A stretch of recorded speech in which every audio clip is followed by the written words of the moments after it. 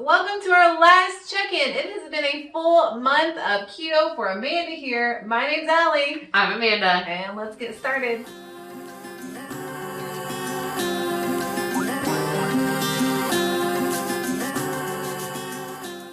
So just remember that this whole series, the point of it was to just kind of show you one version of approaching the ketogenic diet. So we kind of started out in the first week with Amanda just taking away the carbs and getting used to eating higher fat and higher protein.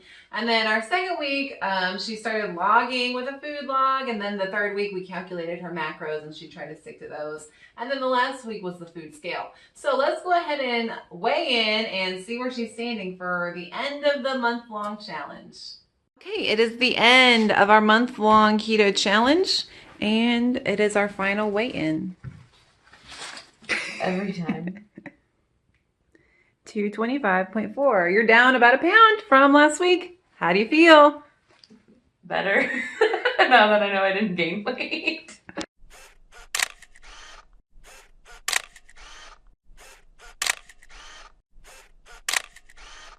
Okay, so the overall weight loss that we saw this month was 13.6 pounds and 6 inches in measurements around your body.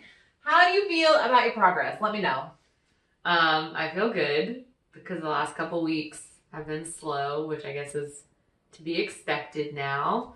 But like when you say like this much in a month, that's very encouraging. I'm like, oh, I did make some progress this month, even though the past couple weeks have felt slow. Right. And that's totally normal. As always, you're going to lose that water weight. So some people lose like 10 pounds in 1 week, but it's motivating, right? Yeah. You know, you see that, you're like, whoa, something's different. Something's changing for once in my life. I know that feeling and it's helpful. Yeah, no, I get that. But then, you know, the water weight comes off and then you're just down to actually burning fat. And then, so you'll see that. And as always, I always say to make sure to recalculate your macros after about 10 pounds of fat loss so that you see a steady decline in weight to get to a healthy point. Okay, now it's also important not to compare yourself to other people on this diet because it's all going to depend on your body and how it's reacting to the changes and what your starting point is. So for me, starting at 320, I 4 years ago probably saw a little bit more per week in weight loss than you did because I weighed 100 pounds more. So it's just going to be different. So don't get discouraged if it's only a pound a week, if it's half a pound a week. Do it based on you. Definitely lower starting points. You might find that it comes off a little bit more slowly than those people who started at 400 pounds and then they lose, 100 pounds in 6 months. So it's definitely going to be different. Okay, so it's the end of the month. Amanda, do you feel any different? Because I look at you and I can tell that you have lost weight. So do you feel different at all? I don't feel super different. Like I feel better about the fact that like I prepare my meals and like I have less stress about what I'm going to eat and there's less temptation to like go through a drive-through because I already have stuff at home. And then as like we've gone through this process, we know that like I struggled with eating things I didn't want to, so we got over that and I'm only eating things I want to. So I have something to look forward to when I get home rather than being like, oh my God, I gotta go home and eat this nasty stuff.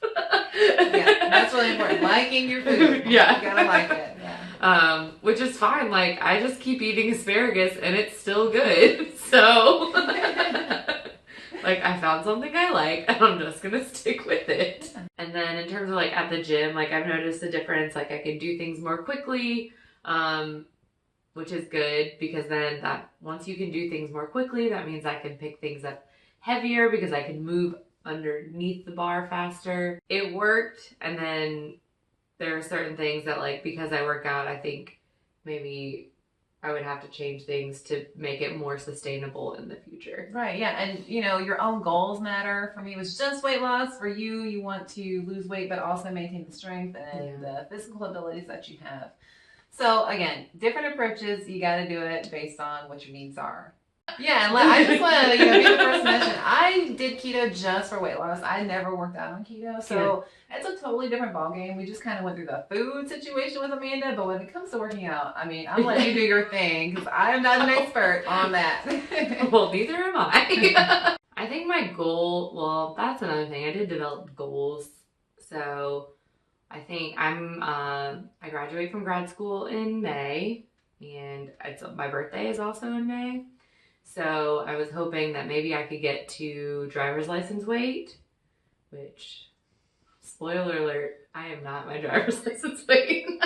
That's kind of an aggressive goal now that like the weight loss is like petering off.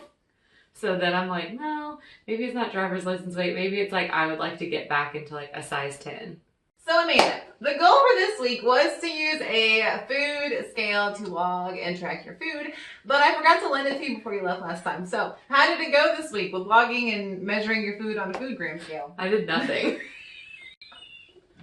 That's okay. Didn't use the scale, didn't log my food, didn't even look at my macros. So she went totally lazy keto. Yeah, but I did stay. Like, I didn't cheat. No, I, like, made foods that I knew that I could have. Like, I've been eating the same breakfast for 3 weeks. It's still good. I still like it. So I've already bought the stuff to make it again for next week. No, that's fine. You know what? And there are some days where I'll weigh and measure and log everything like the first day of the week. But since I'm eating the same stuff, Yeah. I'll just, make sure it's all right one day. And then I'll just eat the same thing. So you don't have to log and measure every single day if you use that method or if you already know what you're eating is keto. Yeah. So, I mean, yeah, you don't have to. And it just is going to depend on how precise you want to be and how strict you want to be with it. But lazy keto definitely works for lots of people. And she lost a pound this week, doing that. So, Yeah, more power to you. Yeah, I was like, oh my God, Allie's gonna kill me. I literally texted her. I was like, oh, are you still here in the area? Because I forgot to load you my scale. No answer. I was like, oh my God, I'm not gonna do it. I know I'm not. See, I'm not back here making her do anything. She's doing what she wants. I know. And now people are gonna be like, oh my God, why didn't you do this? God, Allie's so great. Well, she is great, but you know what? I ain't got that kind of time. I want it to be an enjoyable month for you. Not Yeah. too bad. Yeah. I was like, I can't. I was like, oh, this is too overwhelming. But like I've been able to pivot, so like I learned a lot about things that I can do that like if I go to the grocery store and they don't have what I need, I can like switch it up and I'm not totally thrown off. Mm-hmm. So definitely learned a lot. Yeah, so let's talk more about like things that you will take away in the future, even if you don't continue keto. Well, first of all, do you think you will? And if not, what are you going to do instead? I feel like I'm about to disappoint a whole bunch of That's people. okay. We keep it real. So let the people know. I don't think I'm going to continue keto. That's okay. But I also don't think I'm going to eat french fries every day either. So I think I learned like how to get back into a routine of like cooking my food and meal prepping, and being able to like work that in with my work schedule and my school schedule and my workout schedule. So that's been good. I will say because I've been working out like this week, I did up my carbs, but it didn't seem like it was enough. I was telling Allie before that I was thinking about doing like carbs on days that I know that I'm working out versus just like adding carbs back in willy-nilly without like a plan, but actually being more intentional about fueling my body for my workouts rather than just like eating because I like it, because like I do like eating. Me too. Yeah, but not just like doing it because I'm like not doing this month-long challenge, but being more intentional about the food I'm putting into my body. Yeah. And, even if you don't stick with keto, that's totally fine. I think when you get it down to its bare bones, keto is just, really cutting out the junk and the sugar. And so if you just kind of take some of that with you as you move away from keto, really, you're doing pretty good because you're cutting out that junk food. Like you said, the french fries, just to have them, maybe more like eating out and just getting like all the bread that's unnecessary or something like that. I know. Like, yeah, like when, like, if we go back to our Texas Roadhouse example, like, I really like their rolls, but like, I don't like love rolls. Like, that's not something that I need to eat. Like, that is something I can live without. Yeah. But like, sometimes I want a loaded baked potato, and sometimes it'll be my birthday, and I'm going to eat that loaded baked potato, not feel guilty. Okay, so, the things that she's taking away are just overall healthy habits. And I think that, that's the most important thing is what's sustainable. So for somebody like me, strict keto is sustainable because it keeps me in line.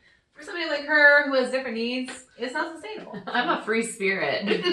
But yeah, so things that are sustainable, like I'll probably I'll eat pretty keto like throughout the week. But because I am taking in carbs, like I'm not going to try to keep on the high fat train. So I I don't want to go too far in like the other direction, but again, just thinking of something that will give me like a little bit more energy on the days that I work out. Yeah. I have to keep reiterating that to myself that this is not like every day carbs again, yay. Yeah. Well, yeah, I think, the biggest takeaway, for somebody who tries something like this, maybe for just a month, is that you're just going to learn maybe a little bit more about portion sizes and just what you don't need, like French fries every day or something like that. Yeah.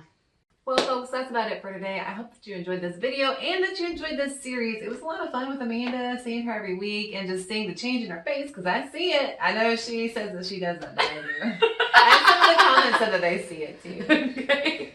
Well, whatever. I'll believe you guys. It's on the internet, right? So it's right.